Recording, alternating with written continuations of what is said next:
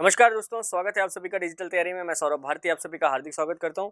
दोस्तों, railway assistant loco pilot के लिए हम लोग पुराने पेपर सॉल्व कर रहे हैं। रुक्मणी पब्लिकेशन प्लेटफॉर्म बुक का यूज कर रहे हैं, जिसमें पुराने पेपर बहुत सारे दे रखे हैं। दोस्तों, हम ऑलमोस्ट ये असिस्टेंट लोको पायलट की सीरीज को भी खत्म करने की कगार पर हैं। जो लोग अभी जुड़े हैं वो पुराने पेपर जाके जरूर देखें। आज दोस्तों हम लोग करेंगे 21/8/2018 को शिफ्ट 2 में जो पेपर आयोजित हुआ वो।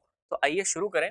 पहला प्रश्न देखिए आप, निम्नलिखित जानों में कौन सा ट्रिपेलोब्लास्टिक नहीं है। ट्रिपेलोब्लास्टिक यानी कि उसके पास अपना कुछ एक स्ट्रक्चर नहीं है।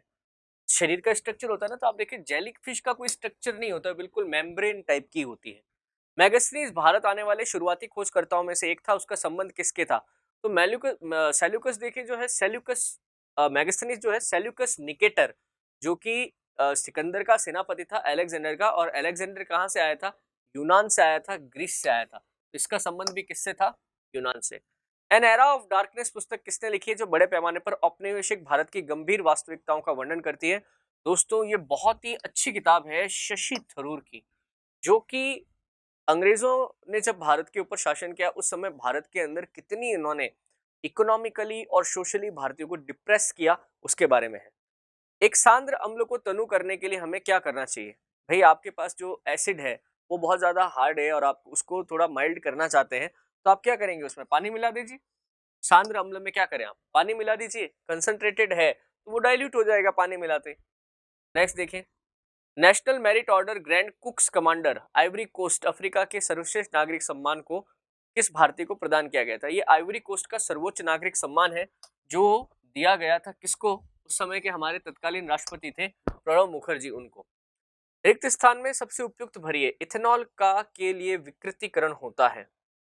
देखो, एथेनॉल क्या है? ये जो शराब पीते हैं ना, पीने वाली जो शराब है, ड्रिंकेबल अल्कोहल जो है, अल्कोहल देखिए मेथेनॉल भी है और एथेनॉल भी है।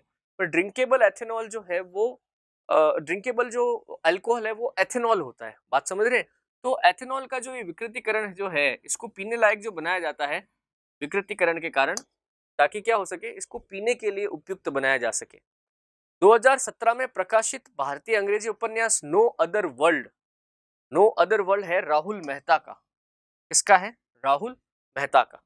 नेक्स्ट देखिए, 2017 में भारत में संयुक्त राष्ट्र के सद्भावना राजदूत के रूप में किस प्रसिद्ध व्यक्ति को नियुक्त किया गया, जिसे सतत विकास लक्ष्यों के बारे में जागरूकता फैलाना था? देखो, ये अशोक अमृतराज, जो कि प्रकाश अमृतराज के बेटे हैं, जो कि बैडमिंटन खिलाड़ी रहे हैं, उनको नियुक्त किया गया था। केरल में थुम्बा क्यों प्रसिद्ध है? देखिए, यहाँ पर एक रॉकेट लॉन्चिंग स्टेशन या रॉकेट बनाए भी जाते हैं। विक्रम साराभाई अंतरिक्ष केंद्र तिरुवनंतपुरम में स्थित है। थुम्बा भी कहा जाता है उसे।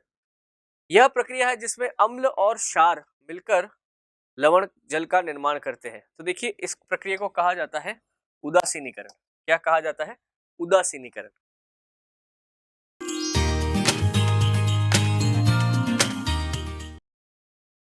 कौन सी भौतिक इकाई एक वस्तु की स्थिर या समान गतिशीलता स्थिति को बदलती या बदलने का प्रयास करती? तो जो वस्तु जिस अवस्था में है, चाहे गतिशील है चाहे रुकी हुई है, वो उसी अवस्था में रहना चाहती है जब तक कि उस पर कोई बाहरी बल आरोपित ना हो। यही अपना न्यूटन की गति का पहला नियम है ना। तो ये स्थिति कौन बदलता है? ये बल बदलता है। एक अवतल दर्पण के वक्रता केंद्र पर वस्तु रखी गई है, इसका प्रतिबिंब कहाँ बनेगा? अब वक्रता केंद्र पर है ना, मतलब बिल्कुल बीच में रखी गई है, तो वक्रता केंद्र पर ही बनेगा। भाई, आप कोई ऑब्जेक्ट है, उसको, जो ग्लास है ना, मतलब आपका जो ये दर्पण है, इसे बिल्कुल सटा दो, चिपका दो, तो उसकी इमेज कहाँ बनेगी? उसी वक्रता केंद्र पर ही बनेगी। आधुनिक आवर्त सारणी में ऐसे तत्व शामिल होते हैं जो निष्क्रिय गैस के रूप में शामिल होते हैं। देखो, निष्क्रिय गैस जो है उनका ऑक्टेट कंप्लीट है, उनके बाह्यतम कोश में 8 इलेक्ट्रॉन है। तो अगर आप ऐसे आवर्त पीरियड गिनोगे ना, 1 2 3 4, लास्ट आता है 18, और 18वें के अंदर ही जो है हीलियम, नियॉन, जिनॉन, क्रिप्टॉन, ये सारी गैसें हैं। निम्न में से कौन सी धातु उच्च तापमान पर भी ऑक्सीजन के साथ प्रतिक्रिया नहीं करती है? तो उच्च तापमान पर भी चांदी जो है ये ऑक्सीजन के साथ कभी रिएक्ट नहीं करेगी। बाकी एल्यूमिनियम, शीशा, जस्ता तो हाईली रिएक्टिव है। कौन सा बाईं से दाईं ओर जाने पर परमाणु में वृद्धि के अनुसार सही जोड़ी है? परमाणु संख्या, एटॉमिक नंबर बढ़ना चाहिए। कैल्शियम क्लोरीन, कैल्शियम 20 है, क्लोरीन 17 है। Beryllium boron, beryllium 4, boron 5। सही हो गया, यहीं पे हो गया। आगे भी देख लेते हैं, सोडियम और नियॉन, सोडियम 11 है, नियॉन 9 है। हीलियम और हाइड्रोजन, हीलियम 2 है, हाइड्रोजन 1 है, तो बढ़ना चाहिए, तो बेरियम बोरॉन बढ़ता है। 2017 में इकोनॉमिक टाइम्स जीवन साफल्य यानी कि ये है लाइफ टाइम अचीवमेंट पुरस्कार दिया गया था वाई.सी. देवेश्वर को। ओके, रक्त में पाया जाने वाला शरीर में ऑक्सीजन परिवहन के लिए जिम्मेदार होता है। हमारी रेड ब्लड सेल्स जो होती है ना, उसमें भी जो हीमोग्लोबिन होता है वो आपका ऑक्सीजन को एक जगह से दूसरी जगह से तक लेके जाता है, अन्य अंगों तक ऑक्सीजन को पहुंचाता है। तो इसमें आरबीसी लिखा होता, तो आरबीसी सही मानेंगे। बिजली के प्रतीक आर का प्रयोग किसके लिए किया जाता है? तो आर फॉर रेजिस्टेंस यानी कि प्रतिरोध, तो सही हो गया प्रतिरोध।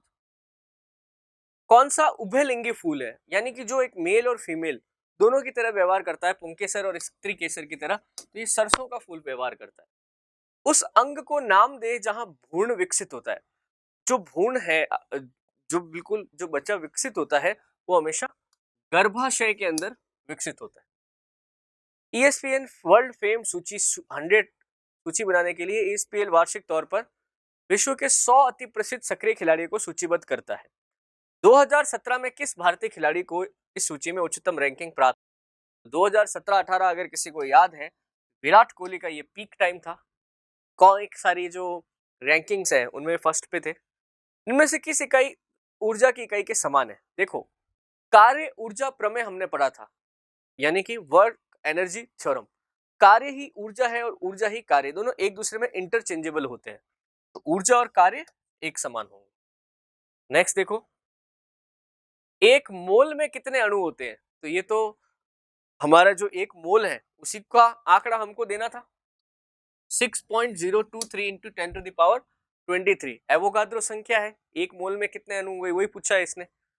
2016 में ग्रीष्मकालीन पैरा ओलंपिक विकलांग एथलीट के लिए एक प्रमुख खेल आयोजन की मेजबानी रूस देश ने करी थी। किसने? रूस ने। पाचन के अंत में जारी ऊर्जा का रूप कौन सा होता है? देखो, जब अपन पाचन कर लेते हैं, ग्लूकोज वगैरह को तोड़ देते हैं, तो उससे हमें कौन सी एनर्जी मिलती है? केमिकल एनर्जी मिलती है ना। फिर यही एनर्जी का तो इस्तेमाल हम गतिज ऊर्जा या ऊष्मा पैदा करने में करते हैं, तो रासायनिक ऊर्जा बिल्कुल ठीक होगा। आई होप ये लास्ट सवाल था इस पेपर का। बिल्कुल, तो ये 21/8/2018 को शिफ्ट 2 में जो पेपर आ जाता है उसका आखिरी सवाल था। शिफ्ट 3 का पेपर हम नेक्स्ट क्लास में करेंगे, जरूर देखिए।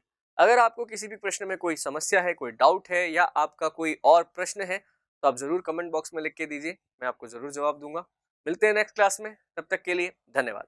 Please like, share, subscribe Digital